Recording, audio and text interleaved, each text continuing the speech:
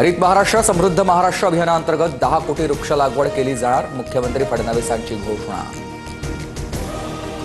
न्यायाधीशांनी निवृत्तीनंतर सरकारी पद आणि निवडणुका लढवणं टाळावं, त्यामुळे समाजात चुकीचा संदेश जातो, सरन्यायाधीश भूषण गवई यांचं मत। लाडक्या बहिणींच्या खात्यात मे महिन्याचा हप्ता जमा होण्यास सुरुवात, महिला आणि बाल कल्याण मंत्री आदिती तटकरे यांची माहिती।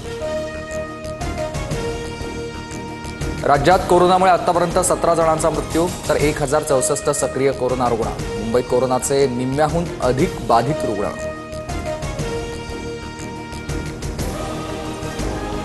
चिनाब पुलाचं उद्या पंतप्रधान नरेंद्र मोदींच्या हस्ते उद्घाटन। काश्मीर खोऱ्यासाठीही एकाच वेळी 4 वंदे भारत एक्सप्रेस धावणार।